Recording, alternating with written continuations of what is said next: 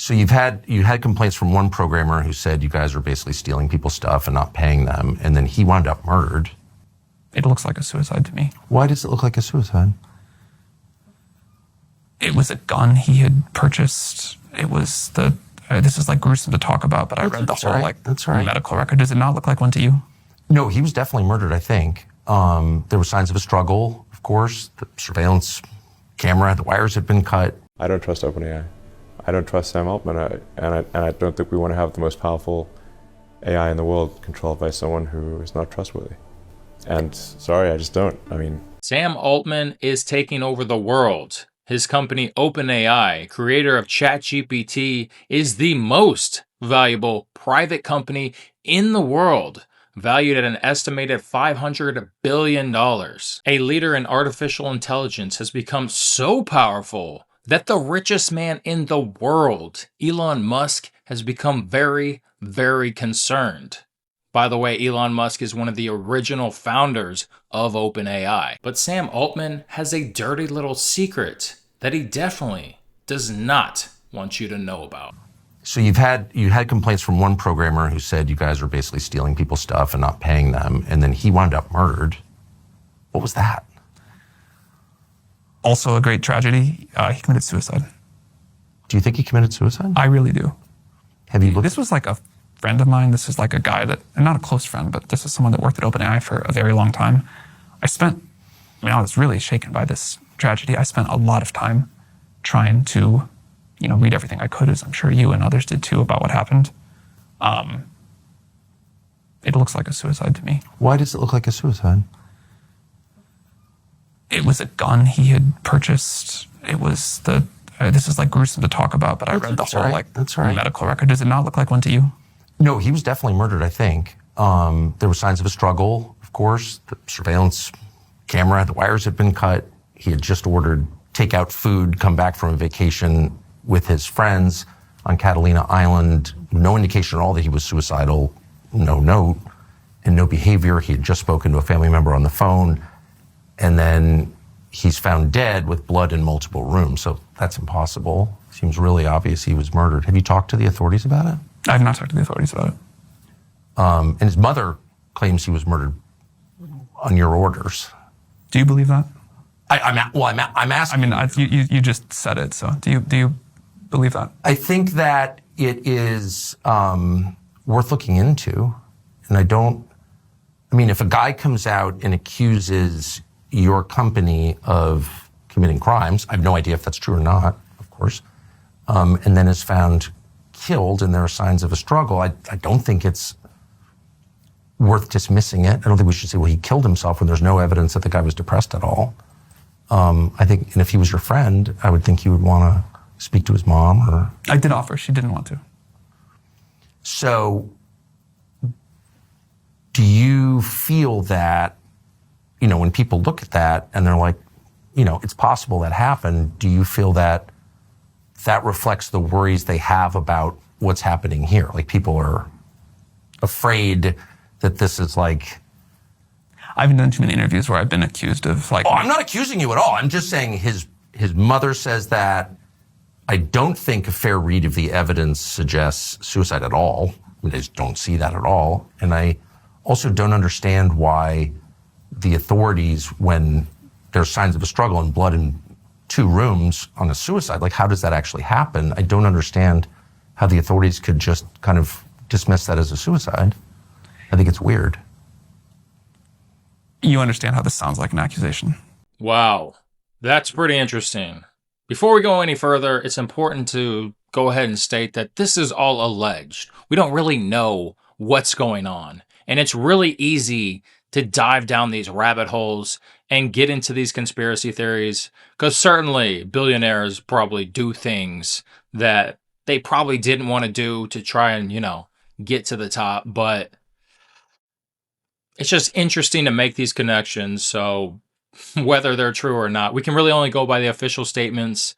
And the San Francisco Fire Department, as well as the police department, have officially ruled it as self-inflicted. But let's hear from someone that was super close to the alleged victim, Suchir Balaji. Someone not only close, but someone that was in the actual scene of where everything happened and took actual pictures. Suchir Balaji's mother, Purnima Romaro.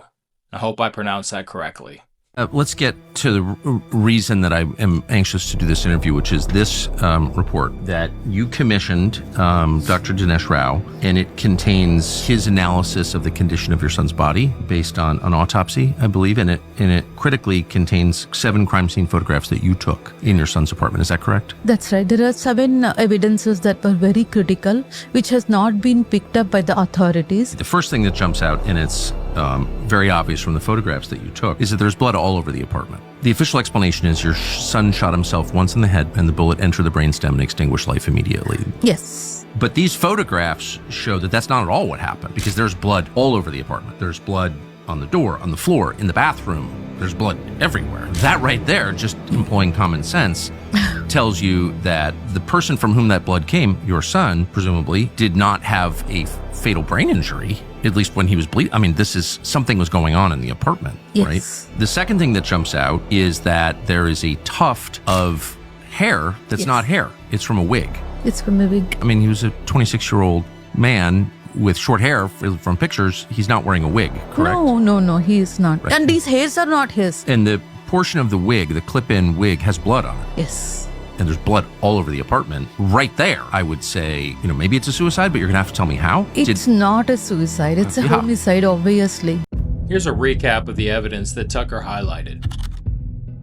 The surveillance camera's wiring was cut.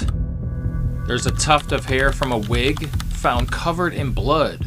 And Suchir, allegedly, he didn't own a wig.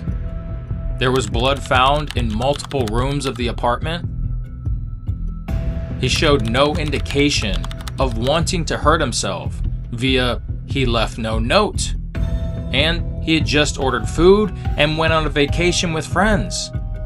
He was an alleged whistleblower against OpenAI, a company that he worked for, and allegedly was a principal witness in the copyright lawsuits against OpenAI. But the gun that was used was actually his own gun, and the deadbolt was locked from the inside. Of course. And I certainly, let me just be clear once again, not accusing you of any wrongdoing, but I think it's worth finding out what happened. And I don't understand why the city of San Francisco has refused to investigate it beyond just calling it a suicide. I mean, I think they looked into it a couple of times, more than once, as I understand it. I saw and I will totally say, when I first heard about this, it sounded very suspicious to me. Yes. And I know you had been involved in. Well, his mother You were asked reached to look out into to the me. case. And I don't know anything about it. It's not my world. She just reached out cold. She reached out cold. Wow. And I spoke to her at great length, and it scared the crap out of me. The kid was clearly killed by somebody. That was my conclusion, objectively, with no skin in the game. And you, after reading the latest report, Yes. look, I immediately called a member of Congress from California, Ro Khanna, and said, "This is crazy. You've got to look into this." And nothing ever happened. And I'm like, what is that? again, I think this is, I feel strange and sad debating this and having to defend myself seems totally crazy. And you are a little bit accusing me, but this was like a wonderful person and a family that is clearly struggling. Yes. And I think you can totally take the point that you're just trying to get to the truth of what happened. And I respect that. But I think his memory and his family deserve to be treated with a level of respect and grief that I don't quite feel here. I'm asking at the behest of his family. So I'm definitely showing them respect. And I'm not accusing you of any involvement in this at all. What I am saying is that the evidence does not suggest suicide, and for the authorities in your city to elide past that and ignore the evidence that any reasonable person would say adds up to a murder, I think is very weird, and it shakes the faith that one has in our system's ability to respond to the facts. So what I was going to say is after the first set of information that came out, I was really like, man, this doesn't look like a suicide. I'm confused. This looks like... Okay, so I'm not being crazy here at all. But then after the second thing came out and the more detail, I was like, oh, okay. What changed your mind? The second report on the way the bullet entered him and the sort of person who had like followed the sort of likely path of things through the room. I assume you looked at this too. Yes, I did. And what about that didn't change your mind? It just didn't make any sense to me. Why would the security camera wires be cut? And how did he wind up bleeding in 2 rooms after shooting himself? And why was there a wig in the room that wasn't his? And has there ever been a suicide where there's no indication at all that the person was suicidal who just ordered takeout food? I mean, who orders DoorDash and then shoots himself? I mean, maybe. I've covered a lot of crimes as a police reporter. I've never heard of anything like that. So no, I was even more confused. This is where it gets into, I think, a little bit painful, just not the level of respect I'd hope to show to someone with this kind of mental illness. I totally get it. It's people just do his commit family suicide without notes a lot. Like that happens. For sure. People definitely order food they like before they commit suicide. Like this is an incredible tragedy, and That's his family's view, and they think it was a murder, and that's why I'm asking the question. If I were his family, I am sure I would want answers, and I'm sure I would not be satisfied with really any. I mean, there's nothing that would comfort me in that, you know? Right. Like, so I get it. I also care a lot about respect to him. Right. I don't trust OpenAI. I don't trust Sam Altman, and I don't think we want to have the most powerful AI in the world controlled by someone who is not trustworthy.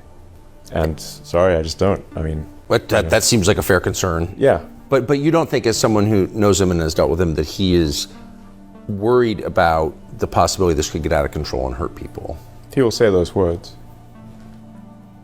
Yeah. but no. How concerned is Sam Altman about annihilation, do you think? I think in reality he is not concerned about it. I don't trust OpenAI. I started that company as a non-profit open source. The open in OpenAI, I named the company. Yeah.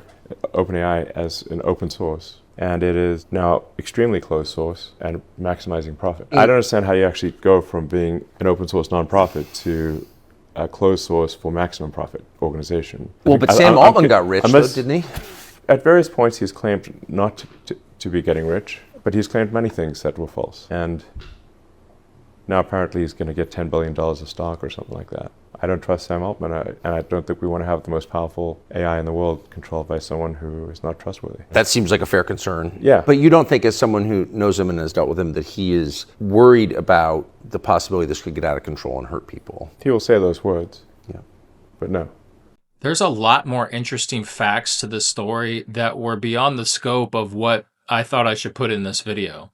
So if you're interested in me covering some of these other subjects, then go ahead and comment below interested, and I'll cover them in another video.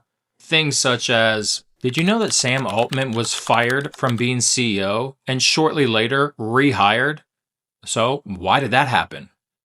And after he was rehired, the majority of the board of directors were all fired. And why exactly is Elon Musk feuding with OpenAI and Sam Altman?